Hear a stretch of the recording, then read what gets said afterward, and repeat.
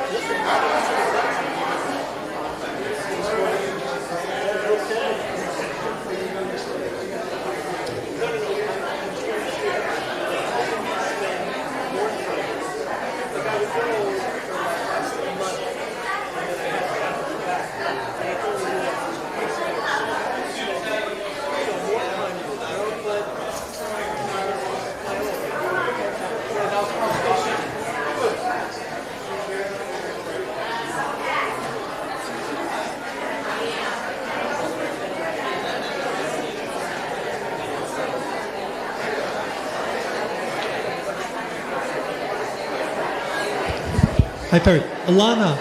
Alana? I'm good. How are you, Perry?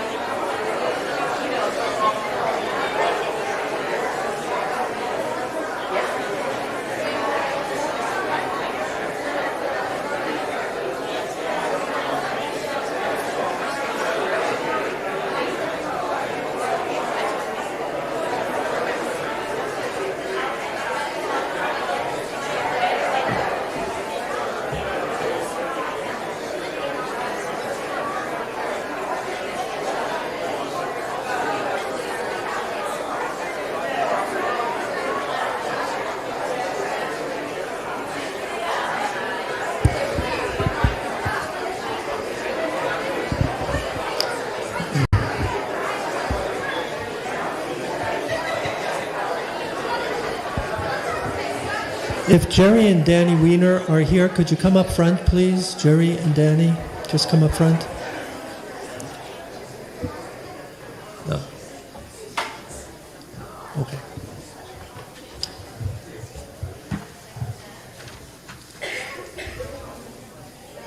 So folks, welcome everyone. As the sun sets, we begin the day of Yom HaShoah, V'Hagvura, this day of Holocaust memorial and remembering the strength and the heroism of our people. Every survivor was a hero. Everyone who perished in their own way was a hero, in that how impossible it was to even survive one day. So whoever went through this most horrendous time in human history, each one, a hero.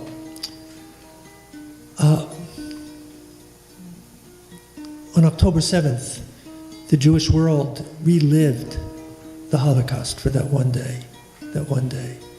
We don't know how many are still alive, but I'll tell you that when I was in Israel in January, we were told by people who know that the number then was not 130, it was 70.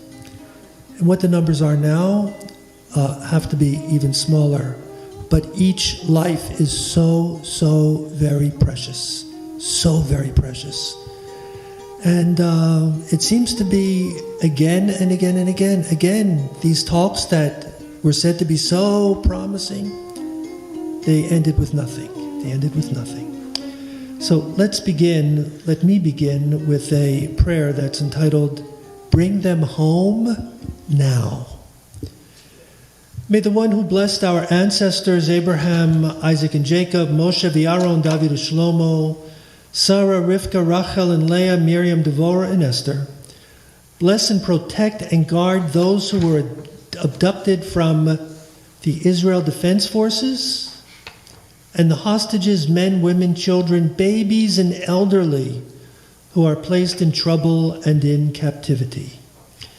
This congregation is praying on their behalf.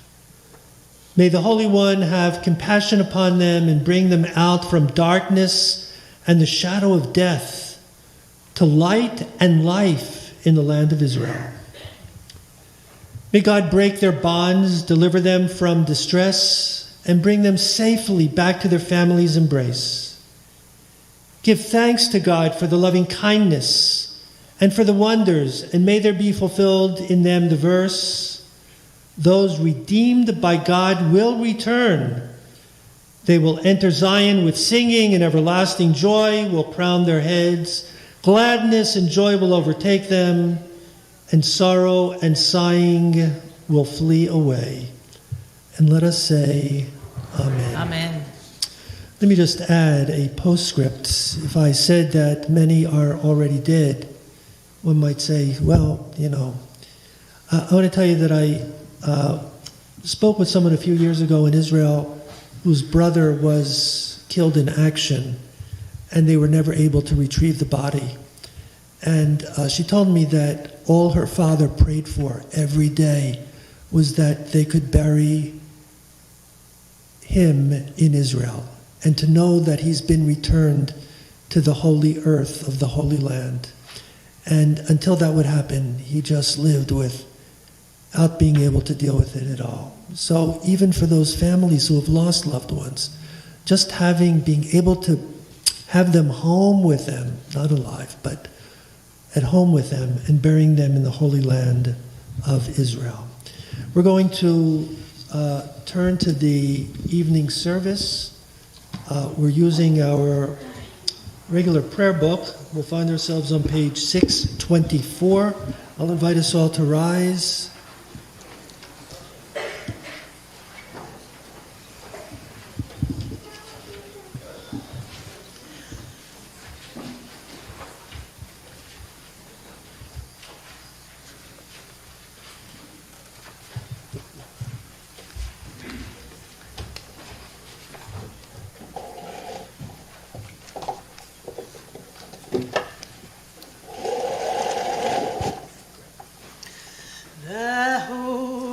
מכפר עוון ולא ישחית, והרבה ישיב אפו ולא יאיר כל חמתו. אדוני הושיע, המלך יעננו ביום קוראנו. ברכו את אדוני המבורך. ברוך אדוני המבורך, לעולם ועד. ברוך אדוני המבורך, לעולם ועד. ברוך אתה אדוני אלוהינו מלך העולם, אשר בדברו מעריב ערבים, בחוכמה פותח שערים, ובתבונה משנה עתים, ומחליף את הזמנים, ומסדר את הכוכבים במשמרותיהם, ברקיע כרצונו. בורא יום ולילה, בולל אור מפני חושך, וחושך מפני אור. ומעביר יום ומביא לילה, ומבדיל בין יום ולילה, אדוני צבאו שמו. אל חי וקיים, תמיד ימלוך עלינו לעולם ועד. ברוך אתה אדוני, המעריב ערבים. Amen. We can all take our seats.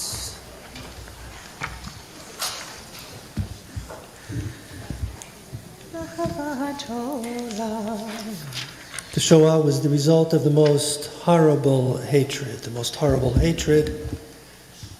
And at the base of our religion, the center of our religion, of Judaism, is love. So let's sing of love, 626, or pray of love, Ahavat Olam, the eternal love of God in Israel through Torah. אהבת עולם בית ישראל עמך אהבת. אהבת עולם בית ישראל עמך אהבת. תורה ומצוות חוקים ומשפטים אותנו לימדת. כן אדוני אלוהינו בשוכבנו ובקומנו נשיח בחוקיך ונשמח בדברי תורתך ובמצוותיך לעולם ועד. כי חיים חיינו ויארך ימינו ובהם נגע יומם ולילה. והבטחה התסיר ממנו לעולמים.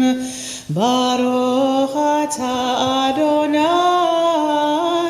אוהב עמו ישראל. Leading us into the Shema tonight, let's sing together, choir and all of us as one united community. Ani ma'amin, I believe, and we know that there were many who walked into the gas chambers offering these words. I believe with perfect faith in the coming of Messiah, and though Messiah tarries, I will wait for his coming. Ani ma'amin. Ani ma'amin, ani ma'amin, ani ma'aminim, ve'emuna shlema, meviat HaMashiach, meviat HaMashiach, ani ma'amin, HaMashiach, beviat HaMashiach ani ma'amin. Ve'af al pi sheitmamea,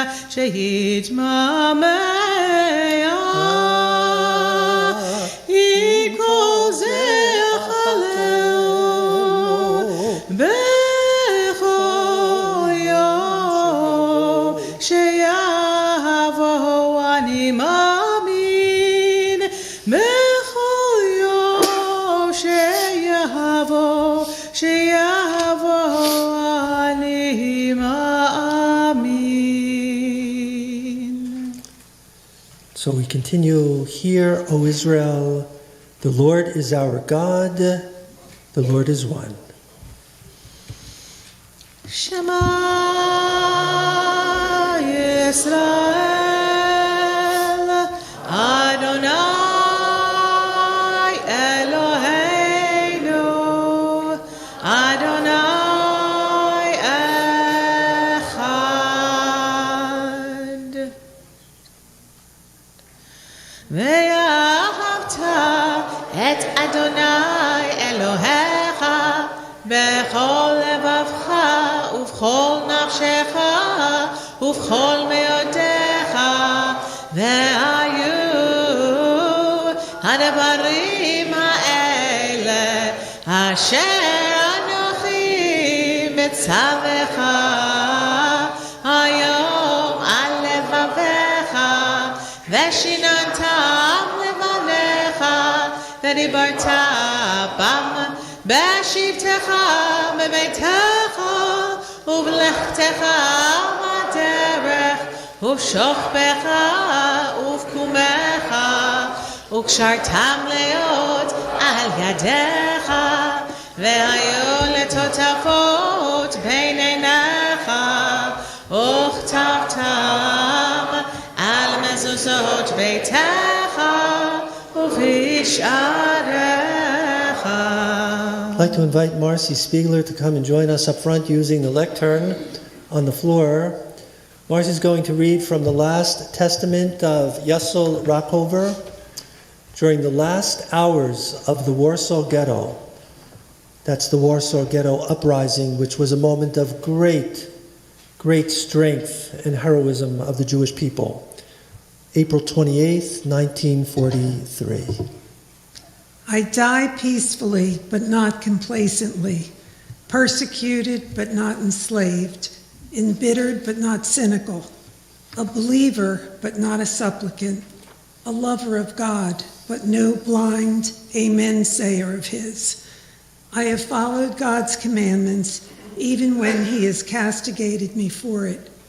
I have loved God, and I love him even when he has hurled me to the earth. And these are my last words to you, my God. You have done everything to make me lose my faith in you, but I die exactly as I have lived, crying, Hear, O Israel, the Lord is our God, the Lord is one. Into your hands, O Lord, I consign my soul. Thanks, Marcy.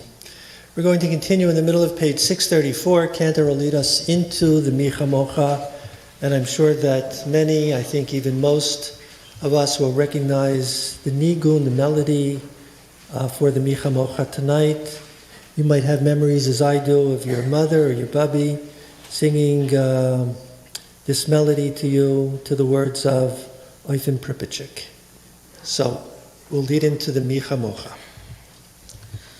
ומלכותו ברצון קיבלו עליהם משה ובני ישראל הענו שירה ושמחה רבה ויאמרו כולם לי לה לה לה לה לה לה לה לה לה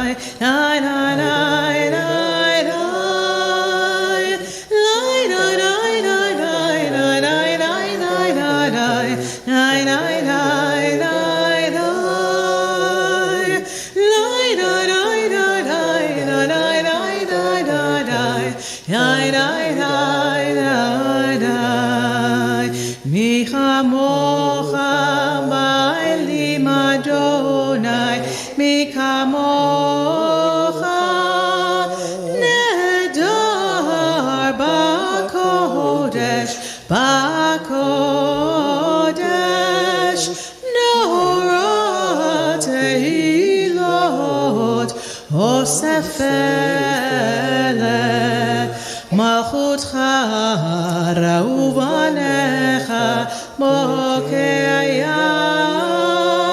lifnei Moshe Zel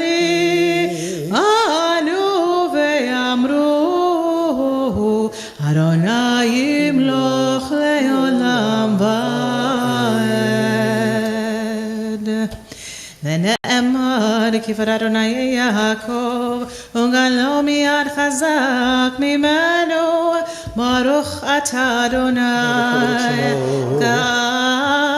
Israel. Continue in the following pages. Help us, O God, to lie down b'shalom in peace and awaken us to life on the morrow. Hashkivenu. Lai da da da da da.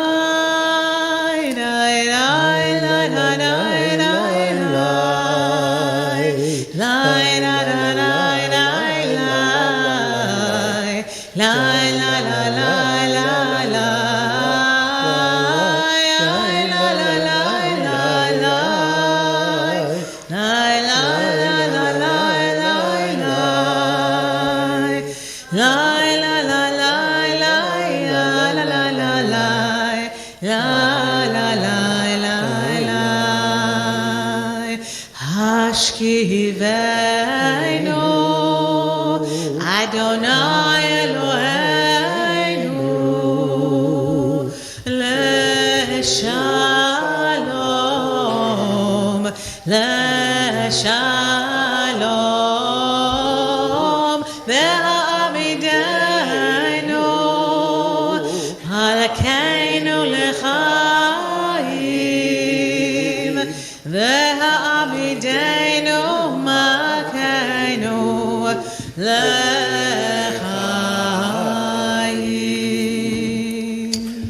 May we always sense your loving care, for you are our merciful God and sovereign. Grant us always and everywhere, bless us with life and peace. Praise to you, O God of peace, who guards your people Israel now and evermore. ושמור צאתנו ובואנו לחיים ושלום יתביע עולם ברוך אתה אדוני שומר עמו ישראל. Leading us into the evening Amidah, let's turn to page 640, Chatzi Kaddish. יתגדל ויתקדש שמי רבה ועלמד יברך חירותי וימליך מלכותי בחייכון וביומכון ובחיי לכל בית ישראל בהגלה ובזמן קריב ויאמרו אמן. יהי שמי רבה מברך לעולם ולעלמי עמיה יתברך וישתבח ויתפאר ויתרומם ויתנשא ויתהדר ויתעלה ויתהלל שמר קודשה ברכו לאלה מכל ברכתה ושירתה תושבחתה ונחמתה תאמירן מיומה ויאמרו אמן.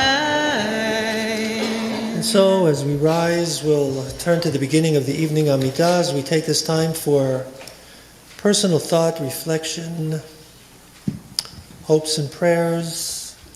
The evening Amidah begins on page 643, continues through, and then concludes on page 654, 655.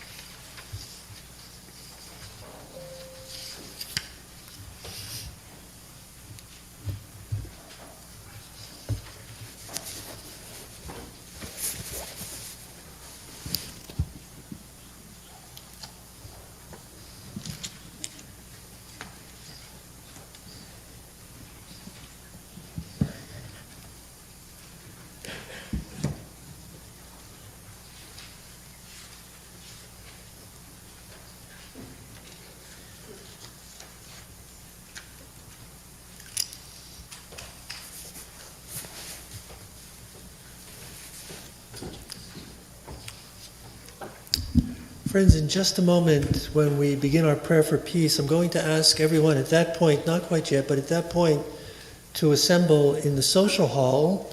So these middle doors are going to stay closed, but if you're going into the social hall to line up for the processional, the candle lighting processional, either you can move from the sanctuary on your right, if you're sitting on that side, on the cantor side of the sanctuary, and then go right into the social hall.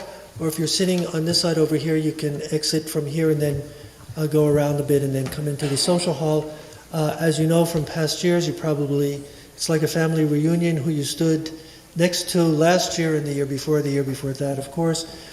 So just as a reminder, it's done in alphabetical order. If you're near the end of the alphabet, you'll be towards the rear of the social hall. And if you're in the front of the alphabet, you'll be closer to the door here. So as soon as cantor begins, Oseh Shalom Bimromav, if you can then begin your exit, and then we'll be ready in a few moments for the candle lighting ceremony to begin.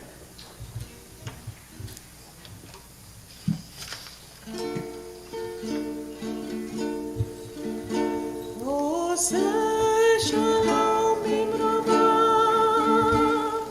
Hu Yaseh Shalom Aleinu.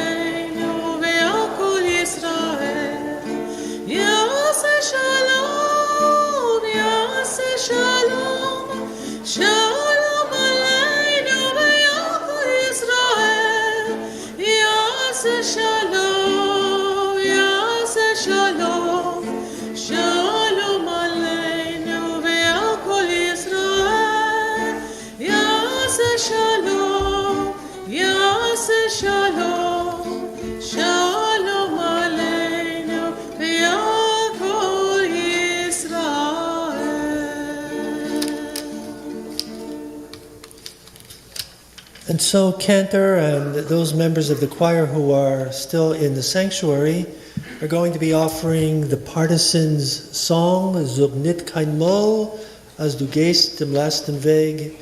Never say the final journey is at hand. Never say we will not meet the promised land.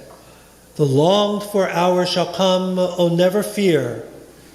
Our tread drums forth the tidings, we are here. Zeinendu, we are here.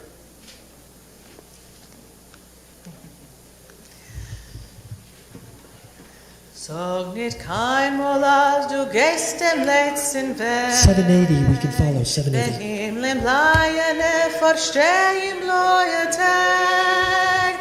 Wir kommen werden durch unser ausgebäckte Schau.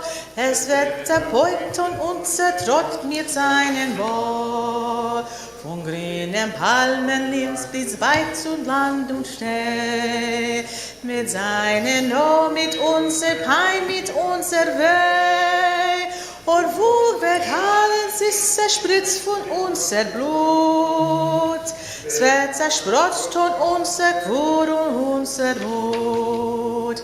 Never say that you have reached your journey's end, that laden clouds or heaven's blue above extend.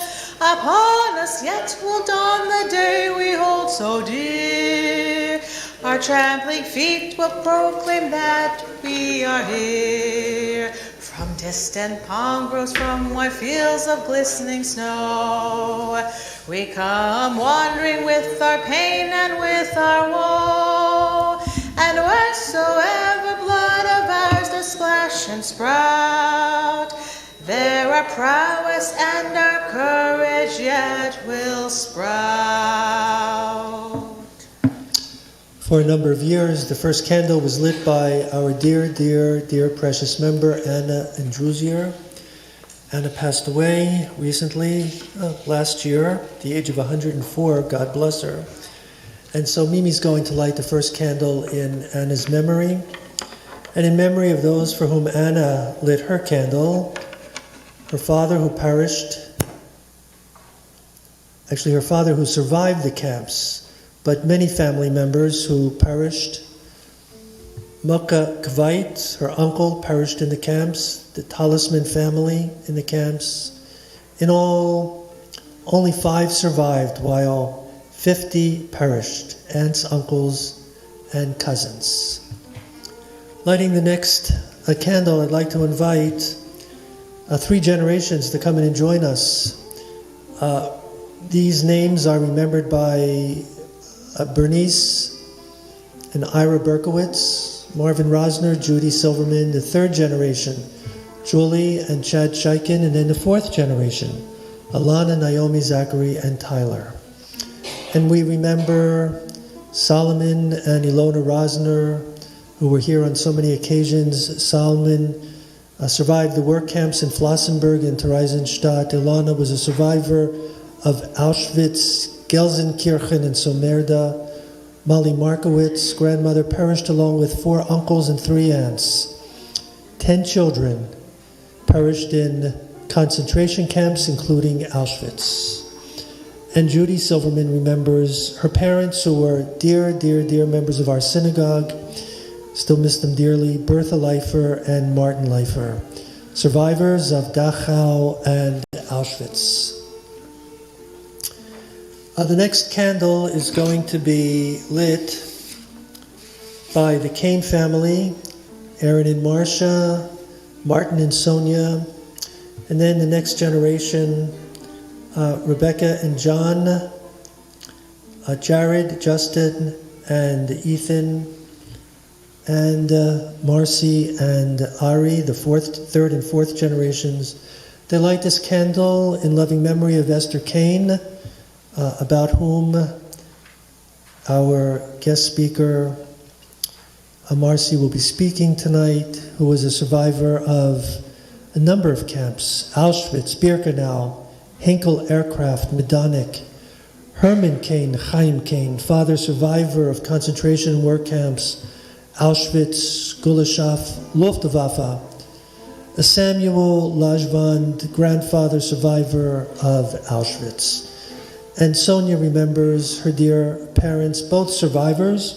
Her father, Berthold Greenhut, survivor of Dachau, and her mother, Hildred Greenhut, also survivor.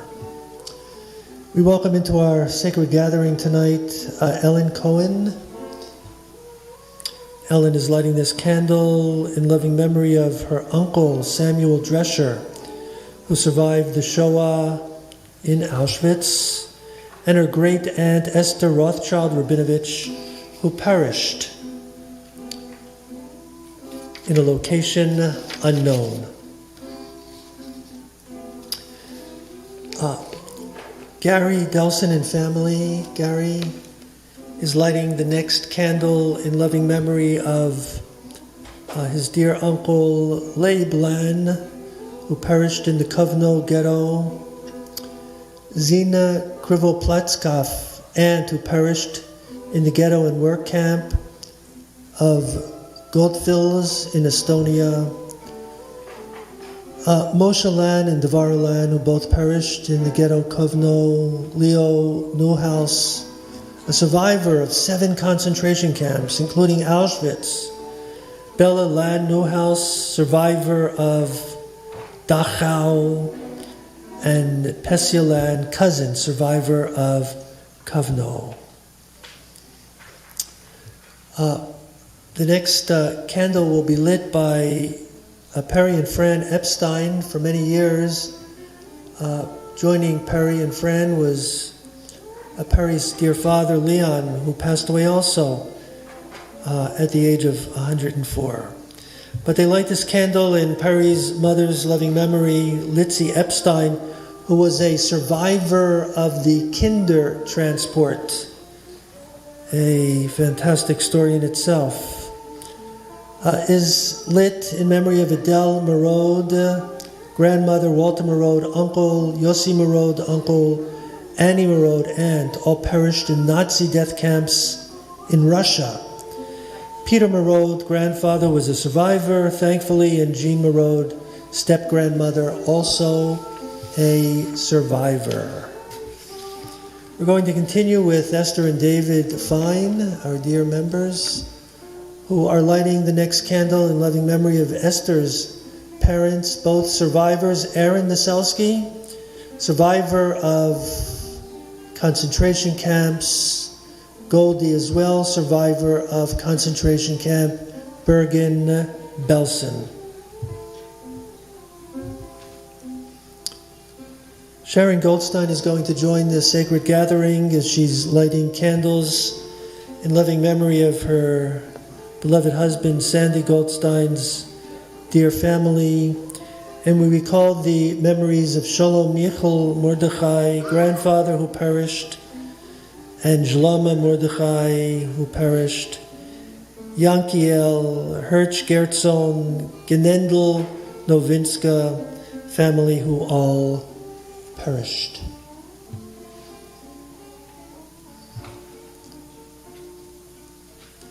I'd like to invite the Hellers to come and join us. Chet, please. And Marcia. We light this candle in loving memory of Mary Schuster, grandmother, who perished, killed in her own home in Birza, Lithuania. Leah and Ada Shetel Schuster, aunts who perished. Tzipka Sandler, cousin who perished. And Uncle Itzchak Geller, who perished.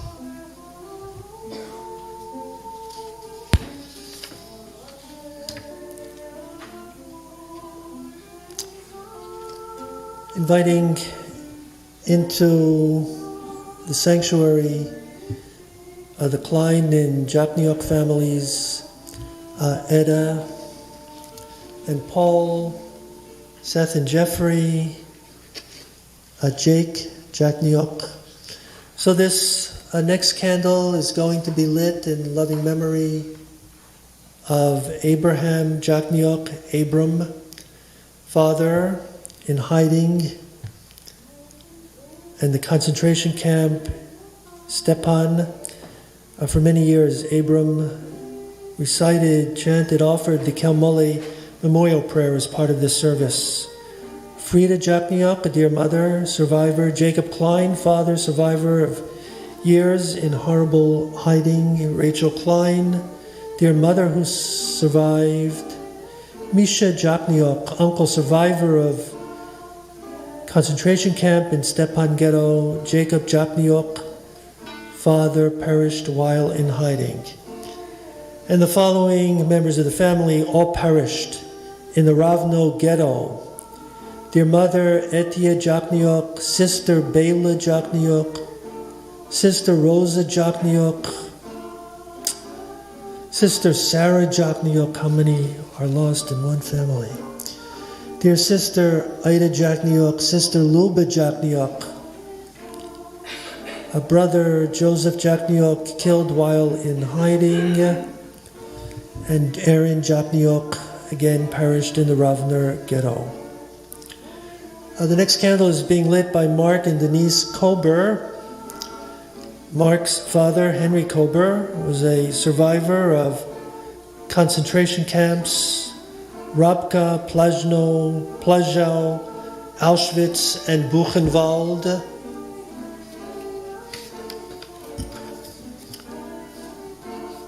Marcus and Leah Kober, grandparents, both perished in the camps. And the following, each of whom perished in Auschwitz: Aaron Kober, uncle; Manya Kober, blessed memory, aunt; Genya Kolber, aunt, perished in Auschwitz, and Mina Kolber, dear aunt, who perished in the concentration camp of Auschwitz. The following are remembered by Alan and Harriet Kozak.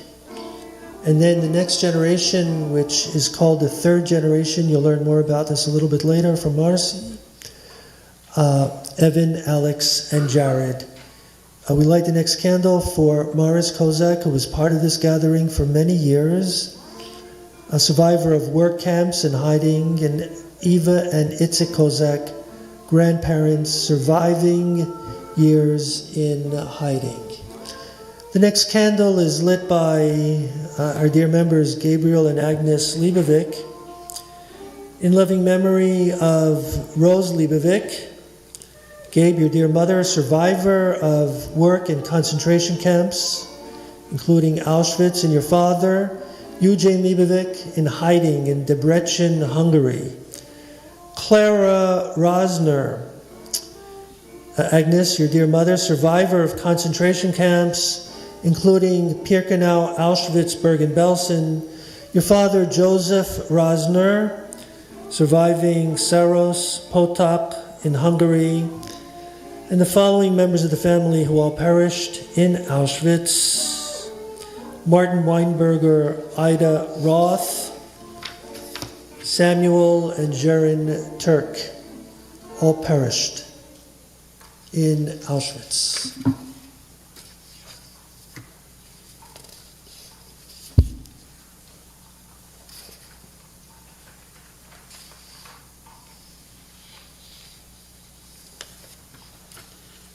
Mindy, I'm going to reach you in a bit. I see you there, but wait, actually, let me see if I can.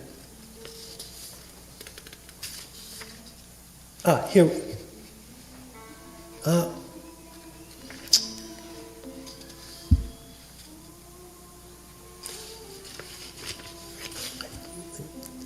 We're going to continue with Lily Rubin. Craig, if you're here, if you can just come up here for a moment. Lily Rubin is lighting the candle in loving memory of her parents who were members, such dear members of our synagogue for not enough time after we merged with out of Tikva Montefiore. But boy, we remember them with so much love. Solomon Zelmanovich and Serena Zelmanovich, both survivors of Auschwitz.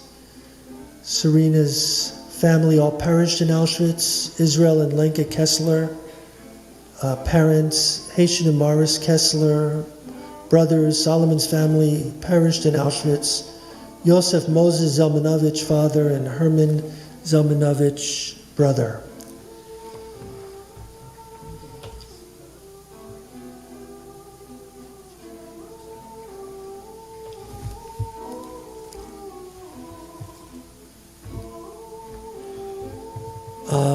Every year, Roz and Marty Rudolph are with us. Just so happens that they're in Florida this weekend visiting their son Andy and his family.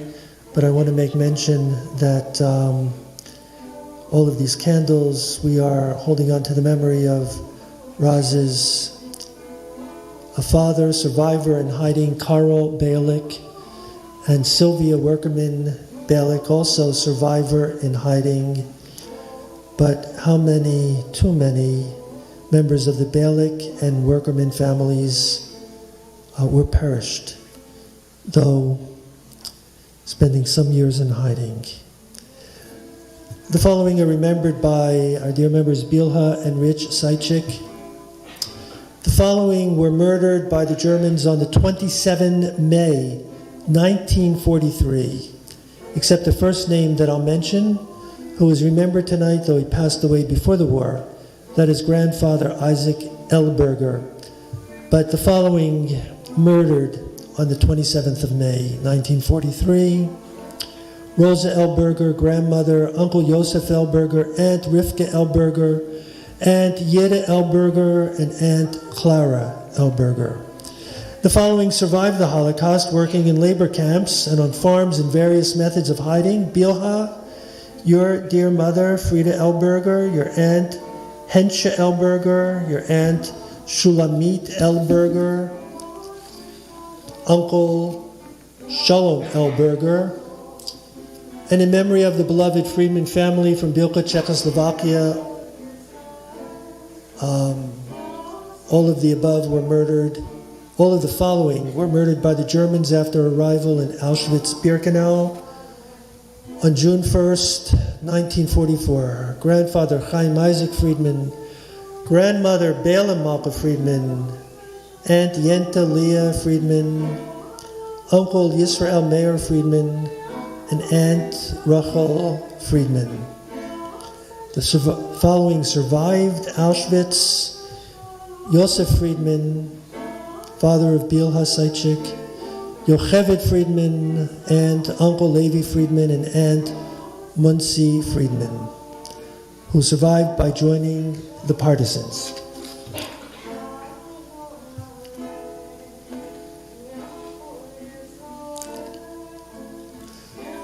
We welcome into our gathering our dear congregant Danny Shilet. Danny lights this candle in loving memory of her grandfather who survived ghetto work in concentration camps, Lodz Ghetto in Buchenwald, Henye Rosenzweig Shilet, survivor of ghetto work in concentration camps, Auschwitz, Bergen-Belsen, and her mother, Toby Shilet Mack, born post-war in Bergen-Belsen displaced persons camp. Alan and Gail, please come and join us. Alan and Gail Silverberg, who spent the afternoon at the citywide gathering for the 6 million. And they light these candles. The next candle, in loving memory of Herzl Birnbaum, Hannah Birnbaum, Irving Dallasman, Marilyn Dallasman, all cousins, survivors of concentration camps. Alan, your dear mother, Toby Silverberg, survivor of a Russian labor camp. Avram Silverberg, grandfather who perished in a pogrom in Stopnitz, Poland. Kayla Silverberg, Olga Silverberg, aunts perished in a pogrom in Stopnitz, Poland. Dina Silverberg perished in a pogrom in Stopnitz, Poland, as well as Yitzchak Silverberg, an uncle who perished in a pogrom in Stopnitz, Poland, and Miriam Silverberg, who perished in a Russian work camp. And Gail, you will light a separate candle as you honor your husband, Alan. Alan, husband who grew up his earliest years in a Russian labor camp, and then came to the States and became part of the United States Armed Forces. Still, as you can see, is active in the local chapter of Jewish War Veterans. I'd like to invite Rob Solarski and Harriet Levin and Dana Goldstein to come and join us, please. And they together light the next candle in loving memory of Erwin and Silly Solarski, parents and grandparents who were survivors both of concentration camp Auschwitz-Birkenau. But they light the candle as well in memory of parents, 13 brothers and sisters, and many aunts, uncles, who were all killed in Auschwitz.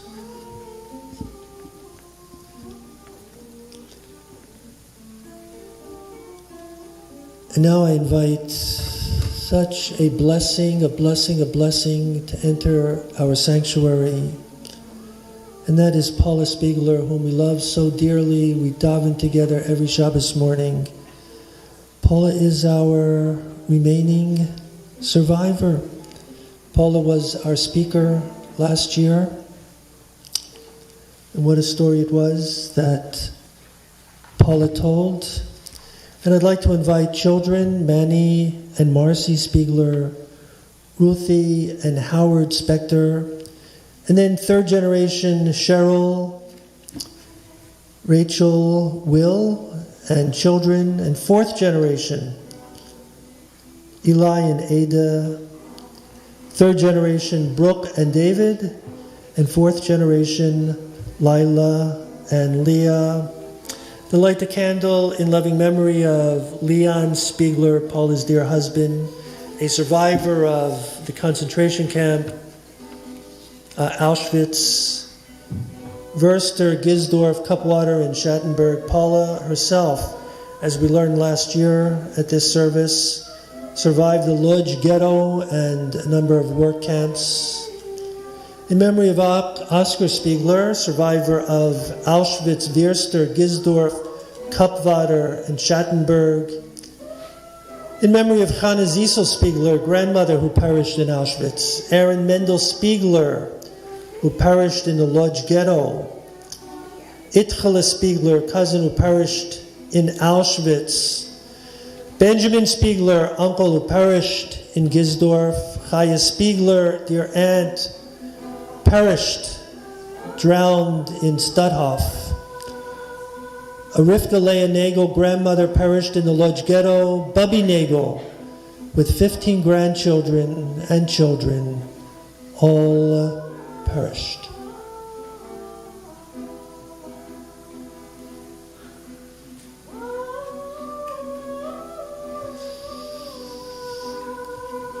Now I'd like to invite Ilana and Dan Sussman to join the sacred gathering.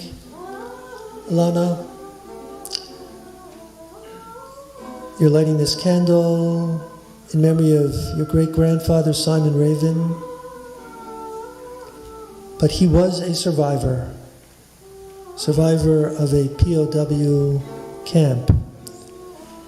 And the many members of the Feidelson family who were shot outside their home in Ukraine. And grandfather who saved his family in Belarus. When I say that they were shot outside their home in Ukraine, we learned this a couple of years ago with our guest speaker who was a professor of history of Ukraine. In Ukraine, there were almost no concentration camps. Jews were just taken out and murdered, shot, killed, very often forced to dig their own graves, and then were shot. Okay. And now I'd like to invite Rachel Zatkoff to come and join us. And Rachel will be lighting the candles in memory of Sala and Salik Jakubowicz, who survived, as well as many other family members. And Mindy, you have lit this candle together with your sister Nadine, whom we miss each and every day after her recent passing. And you're lighting this candle in loving memory of your great uncle David Cheslak at Auschwitz.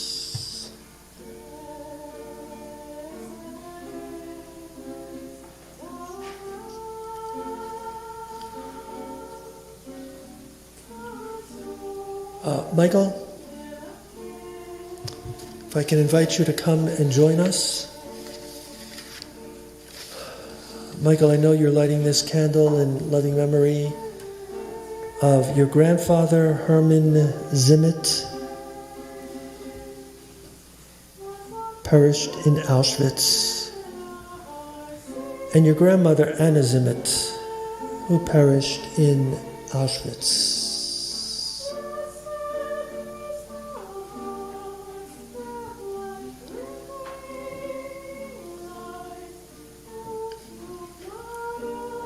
Michael, as I was going over this past week, I was just thinking, and I love to have this conversation with you, Michael.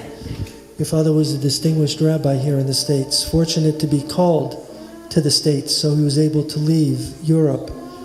Here your father was functioning as a rabbi right after the war, having lost both of his parents in Auschwitz. And how he dealt as a rabbi with God. I'd love to hear whatever you have to offer. We'll sit together this week, and I hope so. And I'd like to invite those who are with us, teacher and students that are part of our Tichon here at Ohev Shalom. We're going to be lighting the next and final candle in memory of 1.5 million children. 1.5 million innocent children who were killed for the simple reason of being Jewish.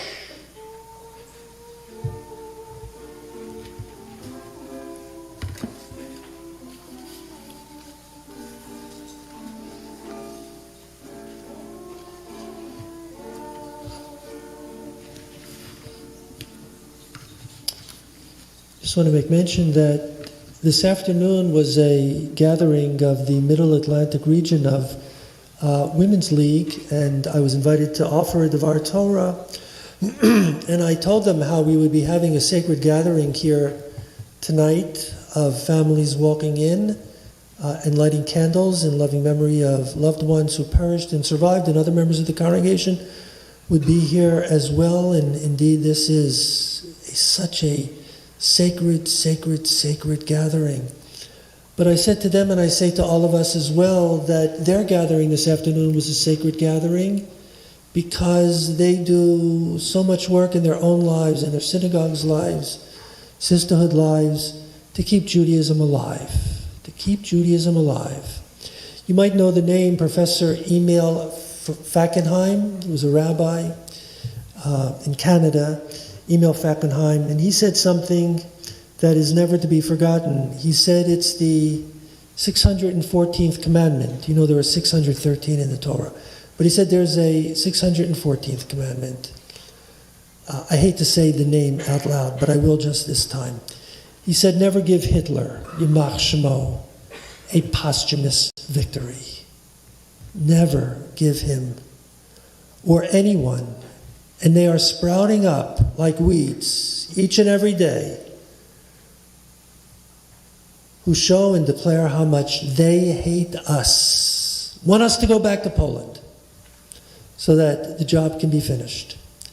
Never give them a posthumous victory, which means keep Judaism alive in our hearts and in our homes, and keep the Jewish people alive. Here in the United States, in Israel, wherever we are throughout the world. Okay. So my thanks to everyone. I'm going to just turn some of the lights back on, and then we'll continue with our guest speaker in just a moment.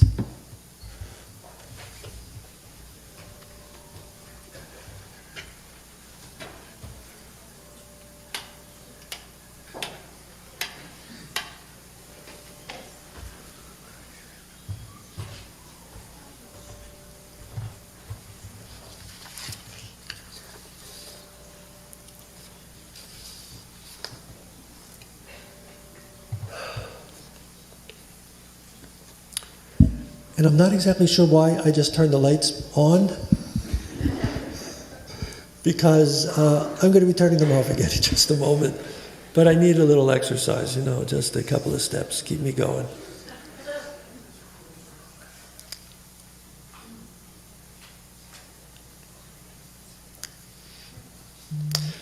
So our guest speaker tonight is Marcy Charm. And she comes by way of her mother, Sonia Kane. And there a commentary on that? The reason why I say that is that Sonia had told me about a year ago already that Marcy was part of an organization, became part of an organization called 3GNY, Third Generation. A New York chapter. And what 3G is, you know that there has been for many years a group called for children of survivors. 3G is for grandchildren of survivors. And as I pointed out, we have a number of grandchildren of survivors here tonight, and then the fourth generation, great-grandchildren of survivors. And so Marcy became a part of that organization, and part of being in that organization is training on giving presentations and telling the story of one person. You know, there's 6 million names, but just tell the story of one person. One person. And Marcy's going to be telling the story of her grandmother, Esther Kane, who is Martin and Aaron's mother, who are both here tonight, both members of the congregation. Good that we're all together tonight. And I remember Mom so well on many occasions being here to celebrate happy times and bar, bat mitzvah, together for weddings, thank God. But now we're going to hear Esther's entire story. I want to make mention that Marcy's cousin, who grew up here in Ohev Shalom, Rebecca Kane, has also become part of 3G Philly. And for those who are here tonight and those who you just may know, maybe your own children, who could become part of the third generation. The survivor is the first generation, then children of survivors second, grandchildren the third. You can go online and just go into Google or whatever drive you use, search engine, 3gphilly.org. 3gphilly.org.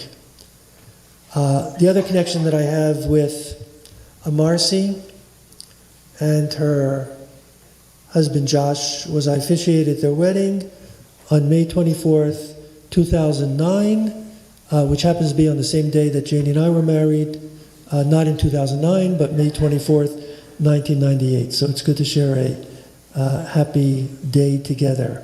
So celebrating now your 15th anniversary. Wow, it's great. Okay, so I'm going to take a seat where I can see you. I'm going to turn the lights low again so that we'll be able to see the pictures that you brought us, that we're showing. And I know you're out there someplace, Marcy. I'm right here, sorry. Okay, no, it's good. Okay, and this is yours. Okay, yeah, okay. I'll wait for him to come down.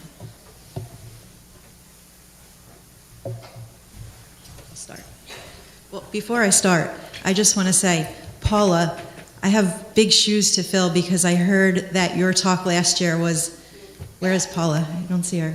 There she is. I heard your talk last year was amazing, so it's an honor to follow you this year and be the speaker tonight. So thank you. Thank you, Cantor, for having me. Thank you. Wait for the rabbi to come down.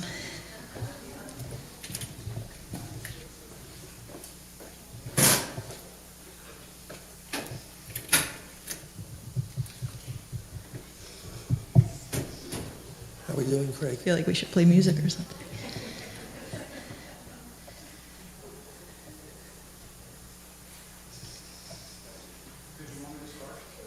You can just put the first slide up. I don't know if anyone can see, if it's too light.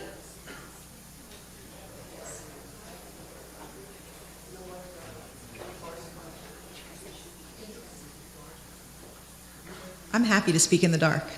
That's fine. Okay.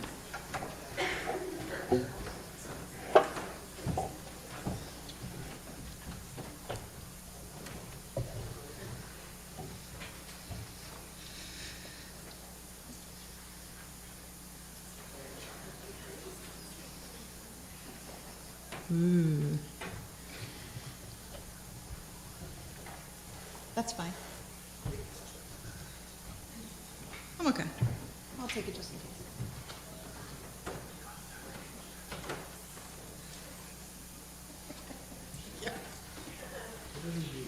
Thank you.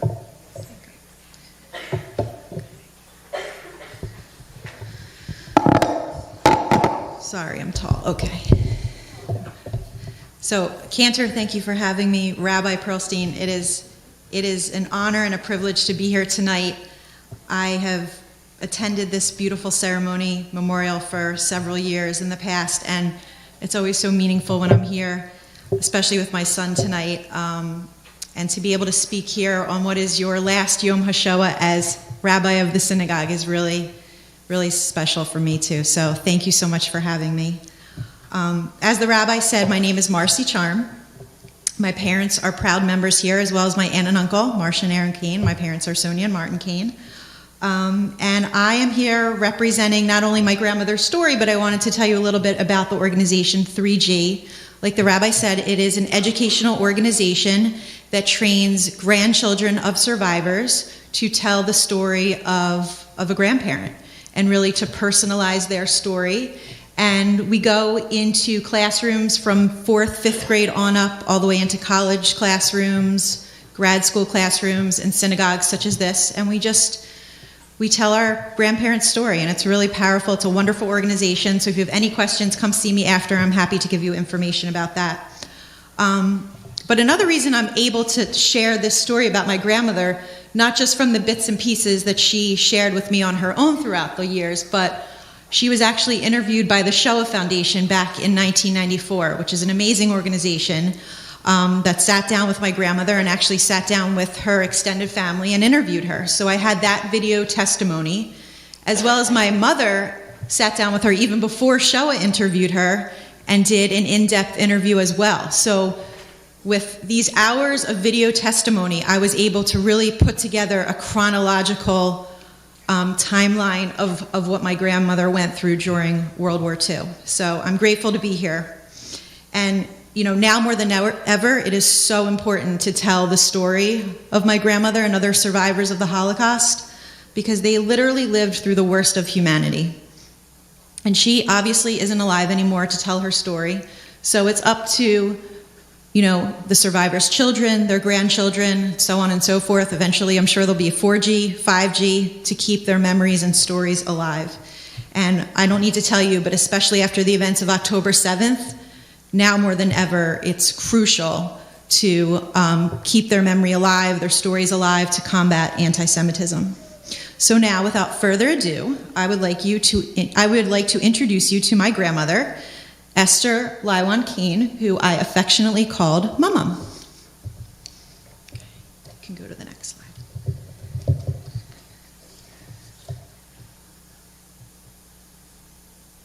Oh no. One more? Oh, there you go. So my grandmother was born on October 8th, 1925, in a small town outside of Lublin, Poland, called Belzice. 30% of her town was Jewish, which was pretty typical for a lot of towns in Poland at the time. They lived in a comfortable 2-story house, and my grandmother was the second oldest of 8 siblings, and she had a very large extended family that lived really within the several blocks of where her home was. So you can see her town is right outside the bigger town of Lublin, and just showing you where Poland is in relation to Germany and other European countries at the time. You can go to the next slide.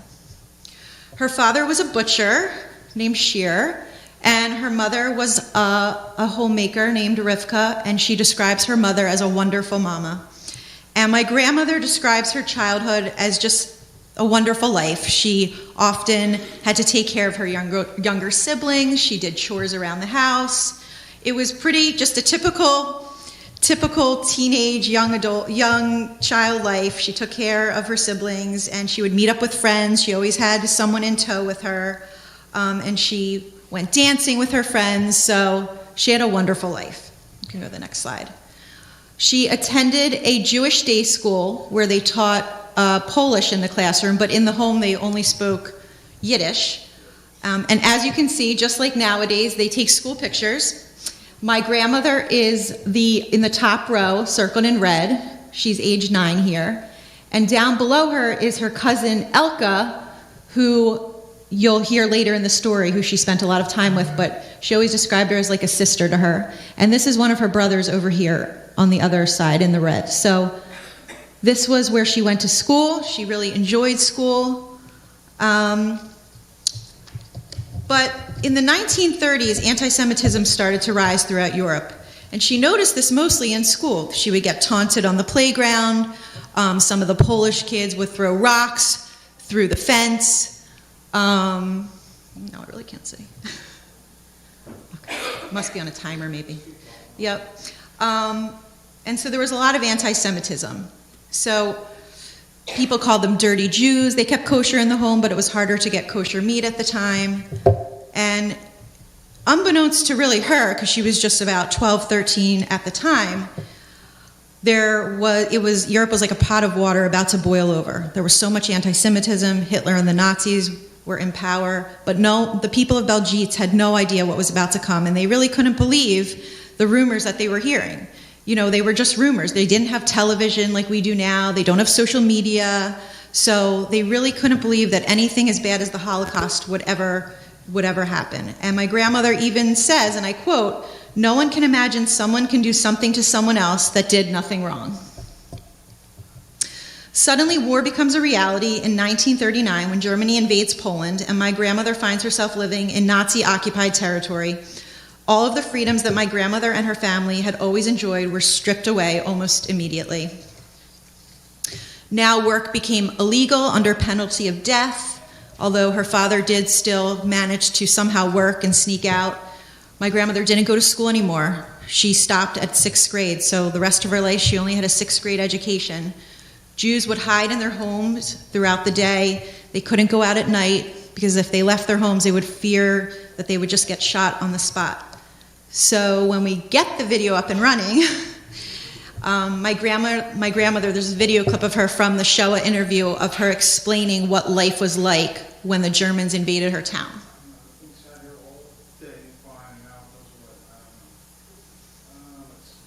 All right, we'll give it a minute, otherwise I'll just paraphrase it.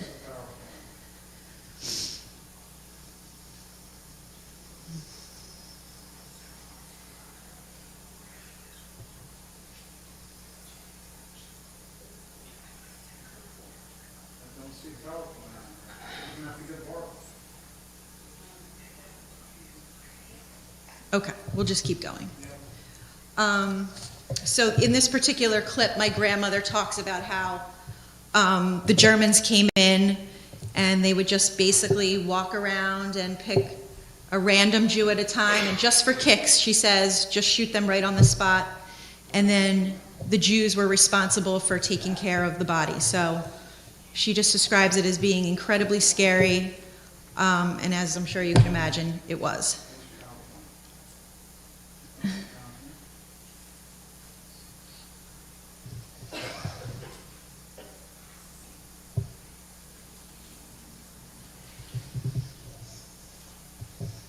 So over time, the Germans converted the homes surrounding the town's synagogue into a ghetto.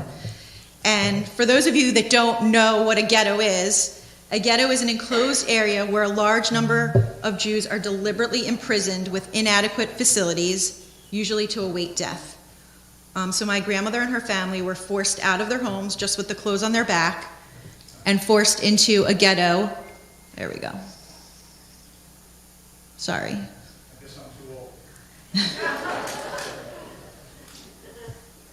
Yeah. Okay, so here's the video of her describing what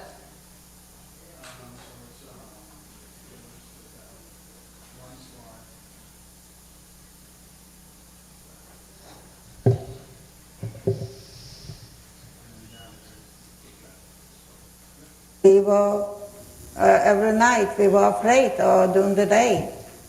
We were lucky, our town was lucky, they didn't station there any Germans to stay there for study. They used to come in from Lublin, from other nearby cities. And wherever they wanted some kicks, they grabbed some Jews and just shot them blank. And they left the Jews dead, and the Jews had to take him and bury them. I did a pretty good job paraphrasing, right? Okay, so anyway, so as time goes on, they converted basically the entire town. They took all the Jews and forced them into a ghetto. Next slide, please. We were, every night we were afraid, or during the day. We were lucky, our town was lucky, they didn't station there any Germans to stay there for study. They used to come in for... Okay. So, Belgique had a ghetto, but just to give you some context, there were about 1,500 ghettos across World War II, across Europe during World War II, and you can see them all in red here. And I'm sure I'm not talking to a crowd that has not heard of the Holocaust, but I mean, extremely unsanitary conditions. There was no garbage collection. You often just had a pail and water to wash. Meager food rations. There was a lot of fighting, people stealing food, trying to take food from others. And like I said, they literally just came with the clothes on their back. Even though their house may have only been a few blocks away from where the ghetto was, they had to just leave quickly. They couldn't bring any furniture, couldn't bring a suitcase, literally just the clothes on their back. So my grandmother describes that the one-room apartment they stayed in as part of the ghetto slept 10 to 15 people on the floor. So after about a year of living in the ghetto, my grandmother's town was brutally and rapidly liquidated. So I get a lot of questions. I speak in schools. A lot of people don't know what liquidated means. In this instance, it means one of two things. Either the Jews were going to be immediately murdered on the spot, or they were going to take this group of Jews and transport them to either a work concentration camp or a death camp. So that's what liquidation means. So my grandmother recalls being woken in the middle of the night and taken from the ghetto and forced into their synagogue. Next slide, please. This is a picture of my grandmother's synagogue in Belgique. So all the Jews were taken out of the ghetto and forced into the synagogue. She describes that men were pushed into one corner, women and children in the other corner. It was so crowded and cramped that my grandmother thought that her 5-year-old little sister Yittel was going to suffocate. So she grabs her sister's hand and forces her way to the front of the crowd to get more air. A Nazi officer asks her what she's doing, and then for whatever reason asks if she can sew. She replies, "Yes, sir," and he orders her to go outside towards a truck, which will transport her elsewhere. She makes her way to the truck, still clinging to her little sister's hand, but an SS guard by the truck starts kicking and hitting her with a club, saying she can't take her little sister with her. As she is forced onto the truck, she yells to her sister to say that she can also sew. But with all the chaos and screaming and crying, Yittel doesn't hear her older sister, and my grandmother never sees Yittel again, or her mother and 4 of her 7 siblings. My grandmother is then taken by a crowded truck full of women to the first concentration camp called Butzen, where she is fortunate enough to be with her cousin Elka. You saw her in the slide at school, who she describes as like a sister to her, and who she will fortunately remain with for the duration of the war. Luckily, at this camp, my grandmother is reunited with her father and 2 brothers, and she learns the fates of everyone that was left in her hometown. She kind of gathers from her brothers and her father that all the remaining Jews were forced to dig their own graves and were shot and killed. Next slide, please. So these are examples of mass graves. And a lot of times the SS soldiers would force the Jews to dig the graves and then would shoot them inside there. So after being in Butzen for a year, my grandmother is sent to the 2nd largest concentration camp, Lublin-Majdanek, in May of 1944. And this was known as the place where prisoners with bad reputations are sent to be finished. And in many of the camps my grandmother was interned at, there were gas chambers where prisoners could see and smell the smoke all day long of their loved ones. Next slide, please. So this is a picture of the crematorium at Lublin-Majdanek. This is my own photo. I went on a teen tour to Poland and Israel in high school, and we visited several concentration camps. So this is the crematorium. It is this. No one touched it. It's exactly the same pretty much as it was during the war. Next slide, please. And inside the crematorium, you can see the ovens where they burned the Jews. Again, this is my picture. So she stayed at Lublin-Majdanek a short time, a couple of months, and then Majdanek was liquidated. And 1,000 people began a long, harrowing journey on foot to perhaps the most well-known concentration camp, Auschwitz-Birkenau. Next slide, please. So they marched on foot. It took them about 10 days. This obviously may not be the exact route they took, but I just wanted to include this slide to show you that if you were to drive from Lublin Majdanek to Auschwitz, it would take about 4.5 hours by car. But it took those 1,000 people took them about 10 days to march there. And they didn't have shoes, they didn't have, food to eat. They were given one piece of bread the first day, and it had to last all 10 days. Maybe they had shoes, maybe they didn't. My grandmother talks about, her brother and her father carrying her on their backs. And she commented that it rained a lot of those 10 days. And she said, even God was against us. It rained so much. She mentioned there was trails of dead bodies in front of her and behind her. And while marching, she didn't think too much. She hoped to live. She said, and I quote, "If you give up hope, you were done. I didn't think about if they were going to shoot me. I put it in the back of my mind." Next slide. So they marched for 10 days and they got to the entrance of Auschwitz-Birkenau. Again, these are my pictures from my team tour. You can see this infamous picture of the railroad tracks leading into Birkenau. And then we actually stood on the top of the tower, and you could see the barbed wire, you can see the guard posts, and you could see, it's so vast. If you've been there before, you know what I'm talking about. It's just this expanse. And you see a lot of the barracks. Some are still erect, some are mostly burned down. But fortunately, she still remained with her cousin Elke, but she was separated from her father and 2 brothers. So as you may know, Auschwitz was the largest of the concentration camps, and it murdered over 1 million people. And just for perspective again, that is the amount of people currently living in the entire city of Dallas, Texas. And as you know, Auschwitz was infamous with tattooing their prisoners on the arm. And so my grandmother became prisoner A-13900, a number which served as a painful reminder and permanent testimony to the Nazi atrocities she endured. And at this point, my grandmother broke down and told her cousin Elke that she couldn't keep going. But Elke said to her, and I quote, "Don't cry, Esther. You'll see. We'll live through and we'll tell the story and we'll be like queens." Okay, next slide. This is a picture, again, my picture of what a typical barrack looked like. There was over 300 of them at Auschwitz-Birkenau, and each barrack held roughly 500 prisoners at a time. And you can see, this was just one section I had taken a picture of. It was just so vast. Next slide.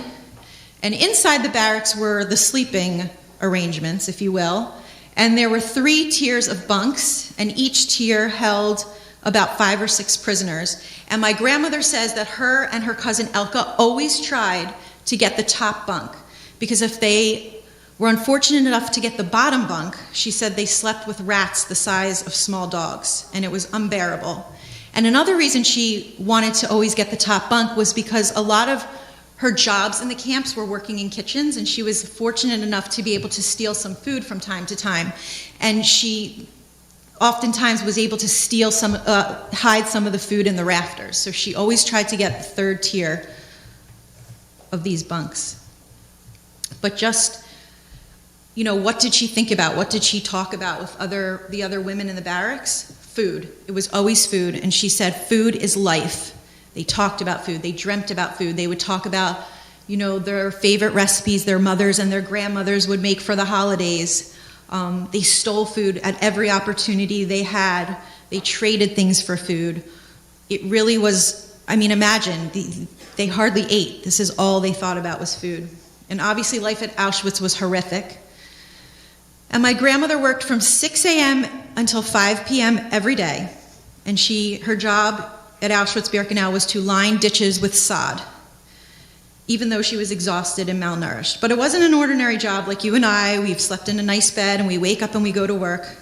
No. Before beginning work at 6 a.m., they would wake everyone up at 3 a.m. And from 3 a.m. to 6 a.m., they stood in line called appel and were counted by the SS soldiers, meticulously counted. And if it rained, they had to wait outside longer till the rain stopped. And after work, it was the same. They couldn't just go right back into the barracks. They were counted before being dismissed back into the barracks. So one day while working in the ditch, a wheelbarrow full of cabbages came right by my grandmother's work detail. And in a split second, she decided to run over and grab a cabbage when no one was looking. So just to give you perspective, I decided to look up how much does a cabbage weigh, and how could you hide a cabbage on your body? So a medium-sized cabbage is about 28 ounces. So a can of crushed tomatoes is also 28 ounces.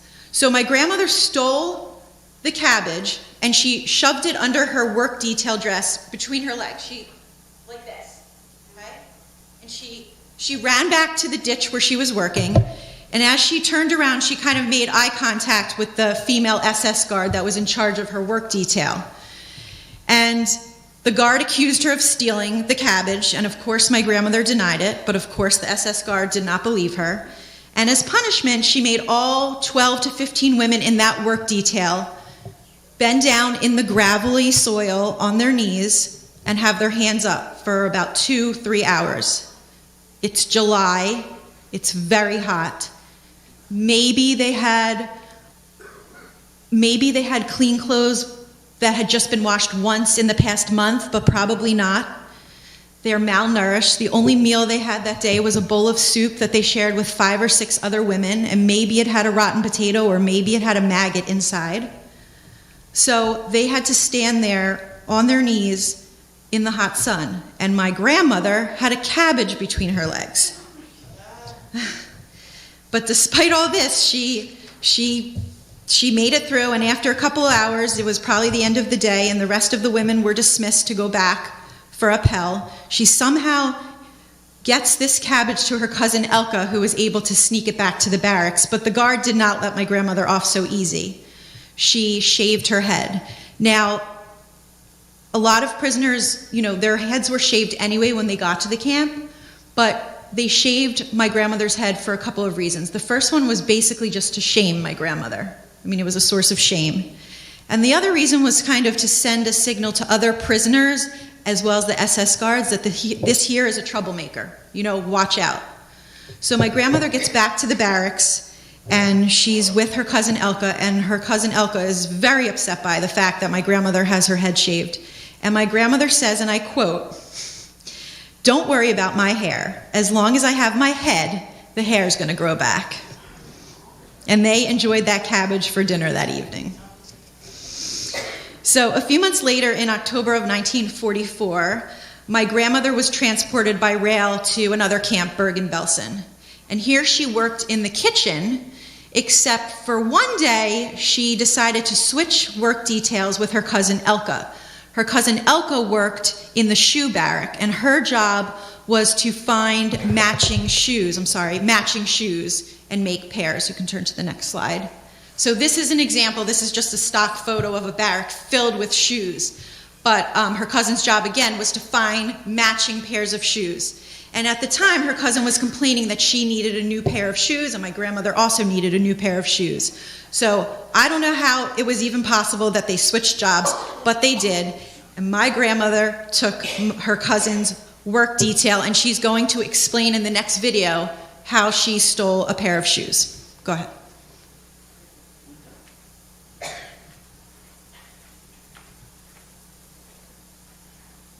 I went to work. The meantime I was working inside, they didn't watch us too much. They were standing in the doorway when we worked, or outside the sitting, the SS. So I picked up a pair of good shoes for myself, and before it was time to go back, I made ready a pair for her, and I put it next to the door. I figured when I'll go out, they'll search me. So I'll go out. Somehow I have to take the shoes with me. In other words, you couldn't put them in the lining of your No, I couldn't put it in. coat like you did. I was afraid, to do that. Mm-hmm. So I put him near the door. Sure enough, he said, "It's time to leave." and he searched us all. Oh, Not he did far, search. yeah, he searched us all, not far from the door, more closer to the middle. And we lined up, he searched us. When I went out, I tied the shoes together, and I kicked the shoes out from the door. When I came out, I took him under my coat. And no one noticed you? No one noticed what I did. Again, very clever and brave. I guess my mind was working just to survive, to see the end of him. We were praying we should live the day when we get liberated and see the end of him, and then we gladly go to death. So long he's dead already. Hitler. So fast forward a bit, and now my grandmother is 19 years old, and she embarks on a grueling cattle car journey to her final concentration camp, Theresienstadt. Cattle cars were a common way to transport large numbers of people quickly. Of course, it's a cattle car, so what is it really supposed to be used for? About 11 or 12 cattle. But instead, they crammed up to 150 people into a windowless box. And they were without food, they were without water. They really couldn't even sit down at times. The only time the train would stop was to let off the prisoners, the other Jewish people that had died overnight. Now, the war is nearly over, but my grandmother has no idea. Next slide, please. So this is just an example of a cattle car when they're stopping and letting off dead bodies. So during the week-long journey, conditions were so awful that my grandmother actually contracted a very serious disease, a very high fever, and she had typhus. So when they did arrive at Theresienstadt, my grandmother just pleaded with her cousin Elka and said, "Just please leave me. I can't go on anymore. Save yourself." So they had a very tearful goodbye. And my grandmother remembers. So Elka, gets off the cattle car train, and she is taken somewhere. And the next thing my grandmother describes is that she I guess blacked out, and the next thing she knows, she wakes up in the hospital at Theresienstadt, and she is surrounded by dead bodies all around her. And even the nurse was so surprised that she woke up. So we found out later that basically she was taken off the cattle car and, with a lot of the other sick prisoners, Jewish people, and were taken to the hospital. So while in the hospital on the morning of May 8th, 1945, my grandmother hears a big commotion, joyful screaming, lots of hoots and hollers. So she makes her way to the window, and she doesn't see any SS guards. She just sees tons of Jewish people dancing in the streets, looking so happy. And it turns out that the Russian army had liberated the concentration camp, and my grandmother was finally free. Next slide. So this is a picture of the hospital where my grandmother stayed in Theresienstadt. My husband and I were in Prague for a trip, and we took a side trip to Theresienstadt. So this is me in 2014. So this is the actual building where she found out about her liberation. So, while in the hospital, she's reunited with her cousin Elka, and the two stayed there for a little bit, recuperating, nursing themselves back to health. And eventually they made their way back to their hometown, where they were trying to find out and see who else from their family had survived. And eventually they were reunited with my grandmother's father and two brothers. So they had been separated at some point in one of the camps, and they did find out they survived. So actually everyone who went into a camp from my grandmother's family did survive. So it was her cousin Elka, her father, and two brothers. Next slide, please. So all in all, my grandmother survived 1 ghetto, 1 death march, 3 cattle car journeys, and 7 concentration camps. And there were roughly 1,000 concentration camps during the war. 23 were main camps, and the rest were satellite camps. My grandmother was in 4 main camps and 3 sub-camps. Fast forward. Next slide. So my grandmother met another survivor, another Polish survivor named Herman, and they got married in 1946. This is them. Next slide. Next slide. And they had 3 wonderful sons. My dad is all the way on the right. He's the youngest. His oldest brother, Aaron, who's right behind him there, but in the middle of the picture, that's Aaron, and their other brother, David. What a handsome family. Next slide. Just some more pictures. And my grandmother was always so proud of her 3 sons. And she always said that, you know, family and working hard were so important to her. And she did everything to let her children have the life that she couldn't have. She wanted them to be educated. She sent them to college. She just was so proud, always talking about her family, especially her sons. Next slide. And she had 6 awesome grandchildren and was always very proud of them as well. That's my sister Janice, and Rebecca's here. This is a picture at Rebecca's wedding, Rebecca and John. It's all the grandchildren. Rebecca's brother's bar mitzvah, I think, Michael, my cousin Michael. Next slide. This is my grandmother at our wedding. That's my husband Josh in 2009. And she was so happy. So, next picture. So my son Ari was born in 2011 and was her 6th grandchild. She had 10 grandchildren. So this is a picture of 4 generations. And my son just had his bar mitzvah, and he's hoping to one day be a 4G speaker. And he's actually going to be speaking next month to the 5th grade class in our town at our elementary school, telling this story in his own way. Next slide. And this is my son Ari again when he's about maybe 2 months old. And I just think this is such a powerful picture because my grandmother always said she beat Hitler so that she could have a family and generations could come after her. Next slide. So she died in August 2015, about 7 weeks before my daughter was born. So my daughter's name is Ellie, so we named her after Esther. That's the picture. And before you hit play, I just want to say that I'm here. I mean, my father's here. I'm here. My son here. We're all here because of the bravery, of the determination, and honestly, a lot of times just sheer luck that my grandmother had. And so I never take that for granted. And she always said she had guts. I mean, she wasn't afraid of anything. The woman would kill a bumblebee with her bare hands. I mean, it's unbelievable. But so I just want to leave you, this is at the end of her Shoah interview, and it's a really poignant little blurb, but even more so after October 7th, and I think you'll understand when you hear it, why it's so important to keep survivor stories of the Holocaust alive, because, you know, we've seen what anti-Semitism can lead to, and so we have to combat that any chance we get, and we have to keep the stories alive and just always educate younger generations. So here's my grandmother's parting words to you.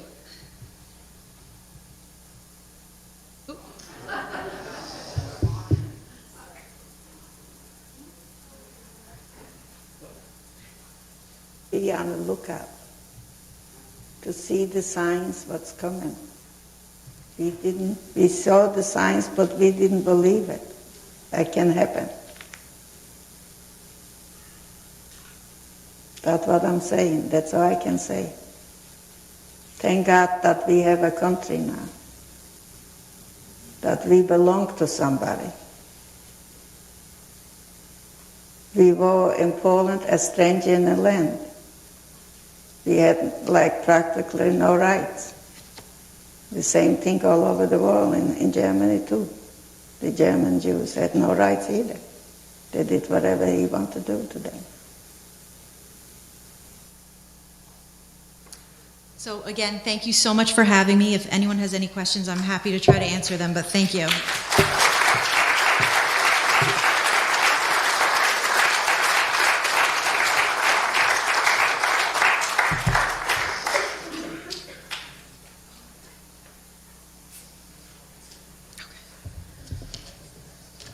Does anyone have any questions? Go ahead. That was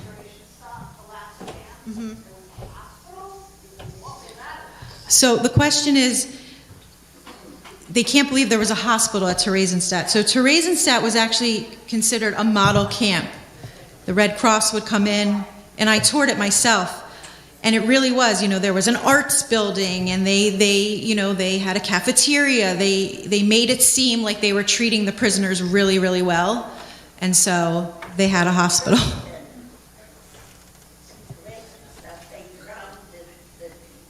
Yes.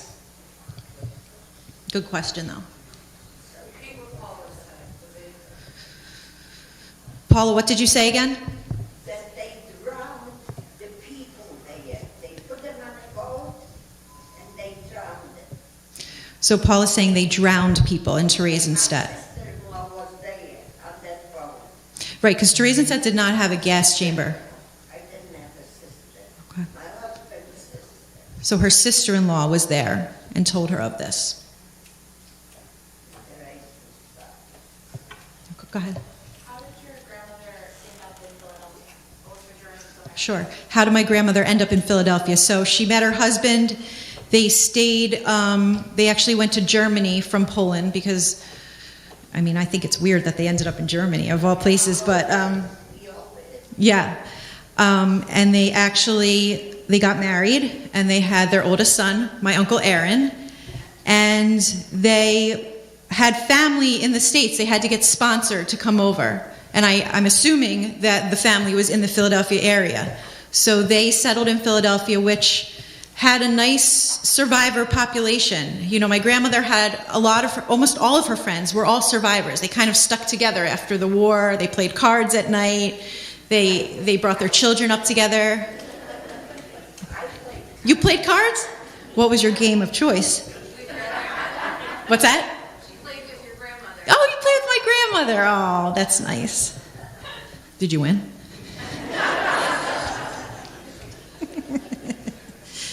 Anybody else? Go ahead. How did your grandmother's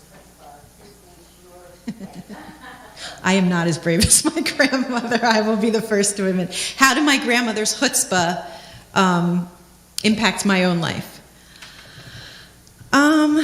I think probably just everything since October 7th.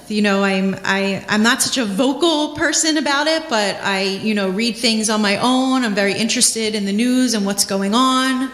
I try to have conversations with my children about it and my husband, and, have discussions with people that maybe don't have the same viewpoint as me, try to educate my non-Jewish friends. So I just think maybe because I have her story in the back of my mind, it's empowering me not to just kind of be a bystander. Anyone else? I know it's late, you just want to go home. Mom. Can you just give everyone a little more of an overview of what the 3G network actually does? Right, so 3G, like I said, it's most major cities have a 3G. It actually was just acquired by the Shoah Foundation, so it will be a branch under the Shoah Foundation now. But I was inspired to join 3G because we had a great family friend who gave a talk about her grandmother during COVID on Zoom, and I just thought, wow, she just brought her grandmother's story to life in such a way that was so impactful. And I thought, I have the tools about my grandmother's story, so I did a lot of research. I listened to the hours of tape that we had, and 3G really helped me through like a training program. It was on Zoom. It was about a month long, once a week for 2 hours, and they really helped me pick which stories to tell, how to talk to middle schoolers and high schoolers about the Holocaust, and it's just really a worthwhile program. So I encourage anyone that's a 3G or even a 2G to check them out and see, if this is something that you're interested in doing. It's a great way to volunteer and just spread the message. So. The children in middle school that you're speaking to, how are they reacting to this? So I have to say, they have some of the best questions. I spoke at my son's school a few years ago, and I swear the Q&A was just as long as my talk. They just could not ask enough questions. And just some really thoughtful, insightful questions. And a lot of the questions were, well, how could someone like Hitler even come to power?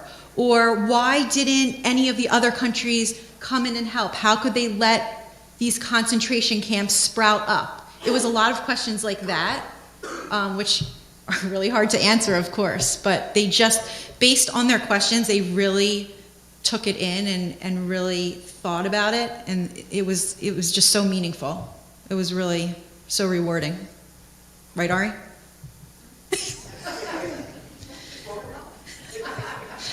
Any other questions? No? Again, thank you so much for having me. This was really an honor. Appreciate it.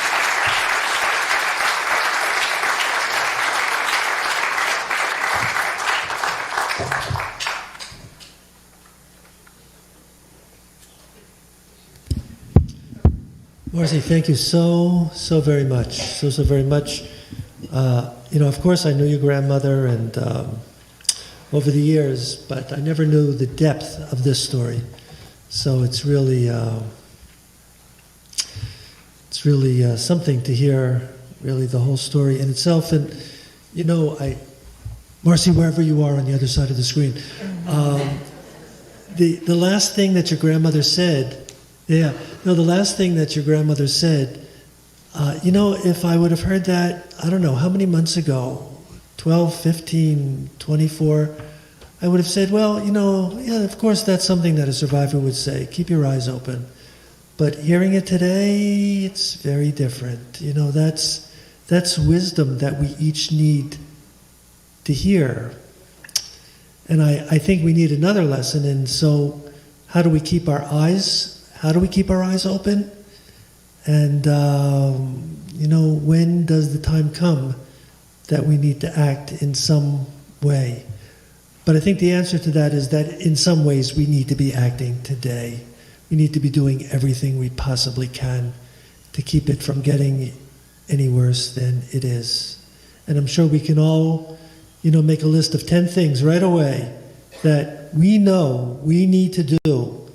And so let's do them. Let's not wait until there's no way to go back. Let's do it now. Marcy, thank you so much. Thank you so much.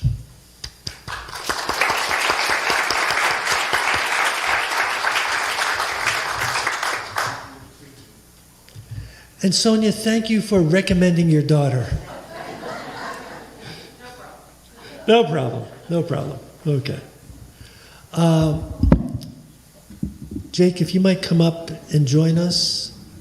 I mentioned that Jake's dad, Abram, and his father would offer the Kelmala. You know what, Jake, why don't we come down here so that they can, over there, so that they can see us.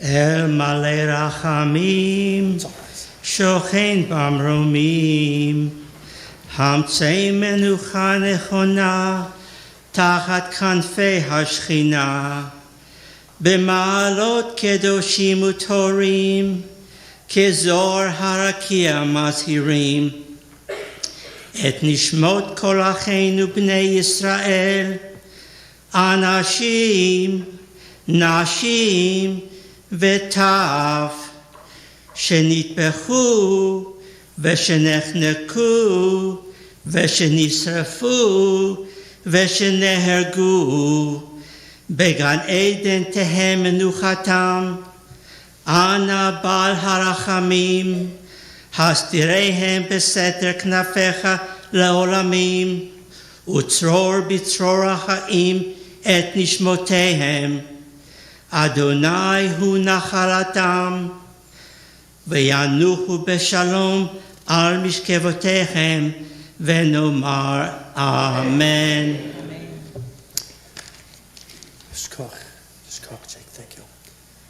God, full of mercy, you who dwell in the heights, shelter them beneath the wings of your presence, high among the holy and the pure, who shine like the brilliant heavens. Shelter them, shelter the souls of our sisters and brothers of the house of Israel who were slaughtered in the Shoah, small children, women, men, strangled, suffocated, burned to ash. They revered your name.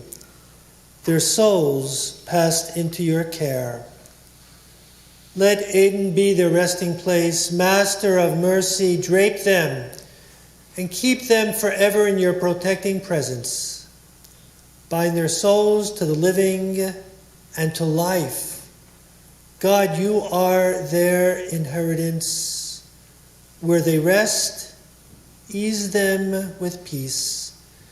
And we say together, Amen. We can open our prayer books to page 668.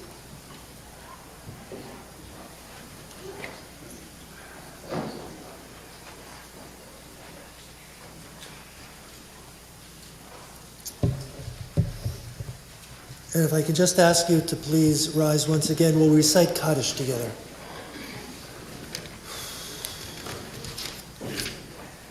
(668) Yitkadal v'yitkadash shemei rabba v'olma divra chirutei v'yamlich malchutei v'chayechon u'v'yomechon u'v'chayei d'chol Beit Yisrael ba'agala u'vizman kari v'imru Amen.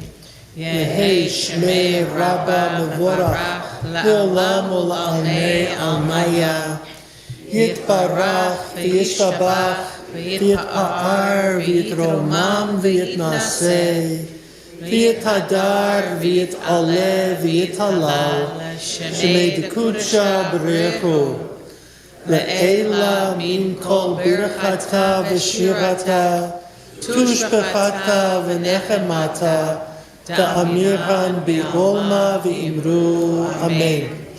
Yehei shlama rabba min shemaya v'chayim aleinu v'yakol Yisrael v'imru Amen.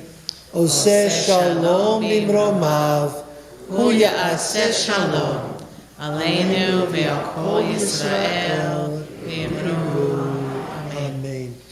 Let's just remain standing for another moment. And Mimi, if you'll come up and join us for the counting of the Omer. Last night we counted 12 days. We'll continue tonight, page 732.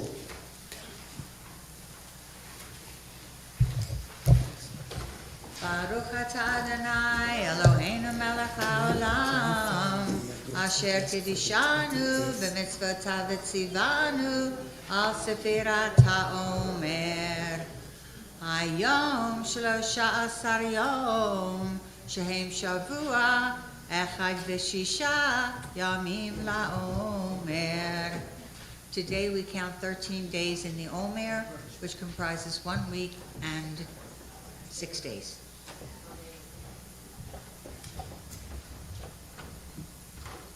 Let's continue with the Aleinu 662. As we are reaching the closing moments of our gathering, 662.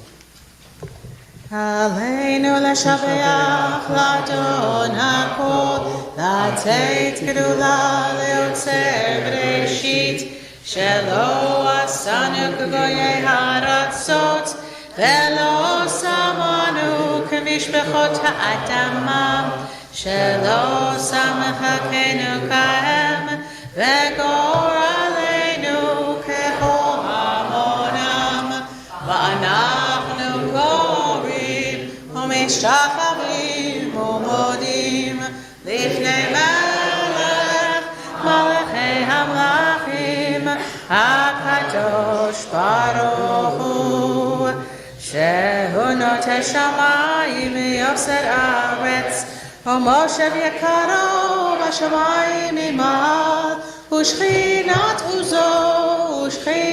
עוזו בגופי מרומים. הוא אלוהינו אין עוד, אמת מלכנו איך זולתו, כך כתוב בתורתו, וידעת היום, והשבות האלה בבך, כי אדוני הוא האלוהים,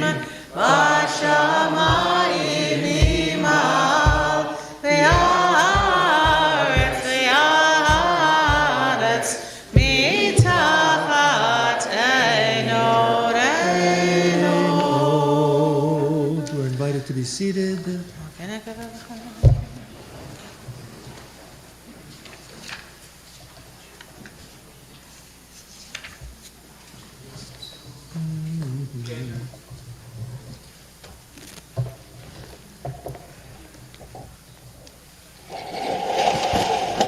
Page 664.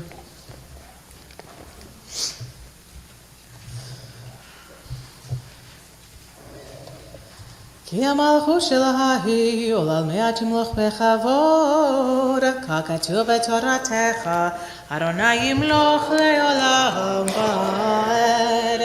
ונאמר, והיה אדוני למלך על כל הארץ, ביום ההוא, ביום ההוא, יהיה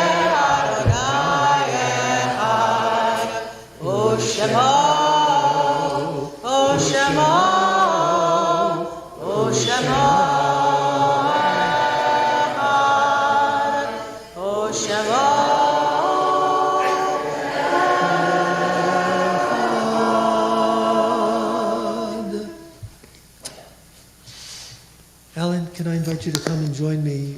Earlier in the service, we heard from the last testament of Yessel Rakauer during the last hours of the Warsaw Ghetto, and we'll hear the closing words of that last testament. Alan?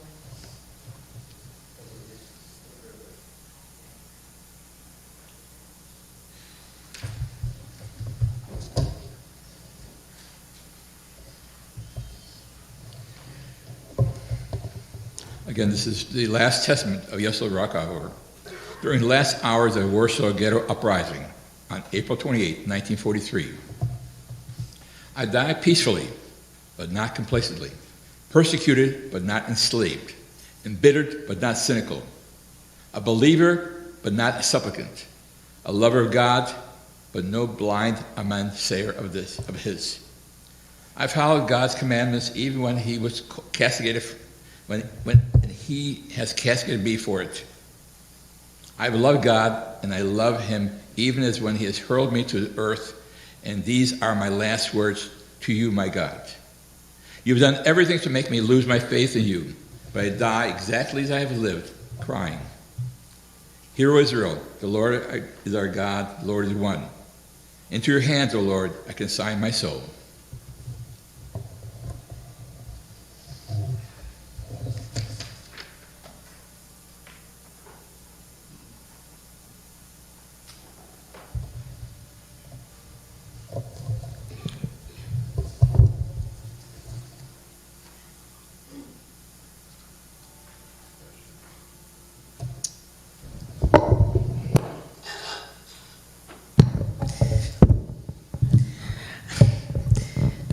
During this point of the service, of course, we want to honor our yard sites this evening as we enter into the 28th of Nisan.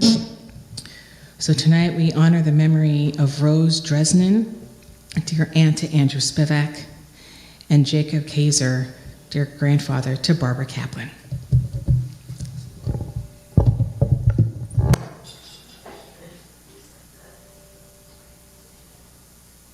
So for all those who are in the year mourning or reciting Kaddish, observing your yurt site, if you might rise, we'll recite Kaddish one more time.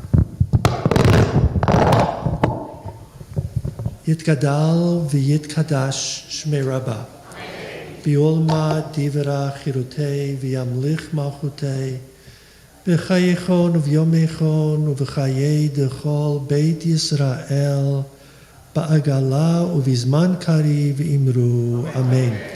Yehei shmei Rabbah mevorach leolam ul'almei almaya Yitbarach v'yishtabach v'yitpa'ar v'yitromam v'yitnaseh v'yithadar v'yitole v'yithalal shmei dekudsha b'recho le'ela min kol birchata v'shirata tushbechata v'nechemata da'amiran bi'olma v'imru.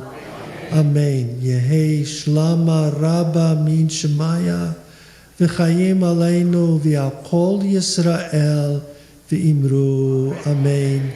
Oseh shalom bimromav, hu ya'aseh shalom, aleinu v'al kol Yisrael ve'imru. Amen. Many of you know the story of Chana Senesh. She had made Aliyah to Palestine, but she had an opportunity to try to save some of the Jews in her birth country of Hungary. She parachuted behind enemy lines, German lines. She was captured, tortured, and killed. But she left us these beautiful words. In Hebrew they begin, Eli, Eli, O Lord my God. And in the English it goes on to say, I pray that these things never end, the sand and the sea, the rustle of the waters, the lightning of the heavens, the prayer of humanity. Danny Charlotte will offer these words of Chana Senesh. Danny?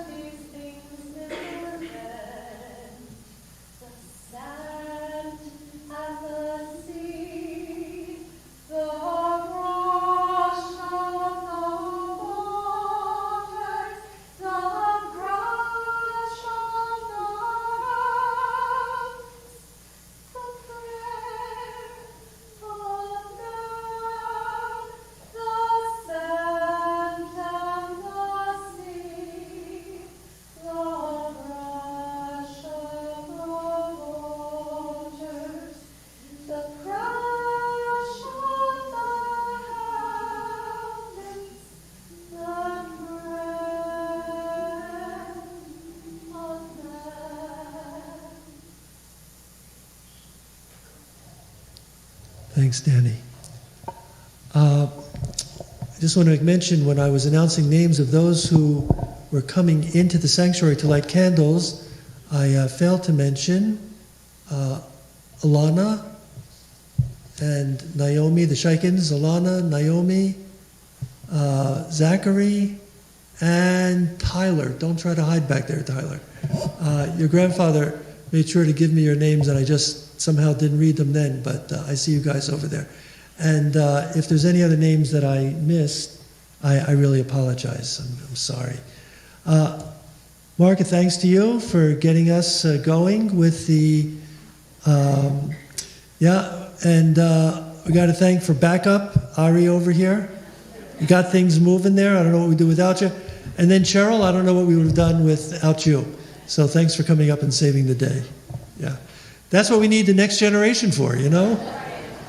You know what's happening. Okay. Folks, thank you so very much for being part of this gathering tonight. It is a sacred gathering. Our thanks to our men's club, who every year provides the yellow candles. So Michael is showing you what the bag looks like. On the table outside, before you reach the door, you make the turn into the Grand Hall, you'll be able to find the bag with the candle, and if you don't have one at home, if you'll take one so that you can light it tonight when you're at home. Okay, once again, our thanks. Let's all rise.